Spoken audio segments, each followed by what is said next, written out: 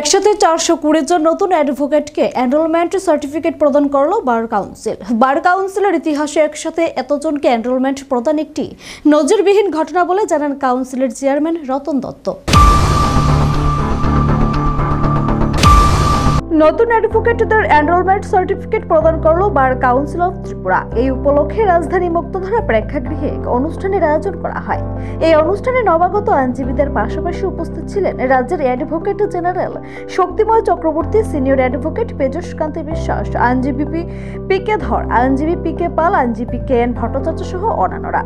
এই অনুষ্ঠানে নতুন আইনজীবীদের এনরোলমেন্ট প্রদান করা হয়। এই প্রসঙ্গে বার কাউন্সিল অফ ত্রিপুরার চেয়ারম্যান আইনজীবী রতন দত্ত জানান, এটি এক ঐতিহাসিক ঘটনা। এর আগে 101 জন নতুন অ্যাডভোকেটকে এনরোলমেন্ট প্রদান করা হয়নি। তিনি আরো জানান, এখন পর্যন্ত তার সময়ে প্রায় 1000 জন নতুন আইনজীবীদের এনরোলমেন্ট প্রদান করা হয়েছে। নতুন আইনজীবীরা কোর্টের ডেকোরাম মেনে কর্মক্ষেত্রে নিজেদের আরো এগিয়ে নিয়ে যাবেন বলে আশা ব্যক্ত করেন bar council of Tripura chairman Ratan Dutta.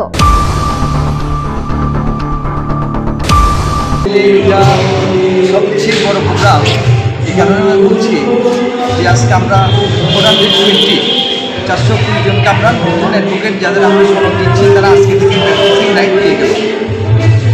এটা বার কাউন্সিলের ইতিহাসে একটা নজিরবিহীন ঘটনা, কারণ এত বড় প্লটে এতগুলি অ্যাডভোকেট কখনো দেওয়া হয়নি। আর আমি আমার টেনিউরে আমি যতদিন ছিলাম প্রায় অ্যাবাউট 1000 আমি এনরোলমেন্ট দিয়েছি আমার টেনিউর।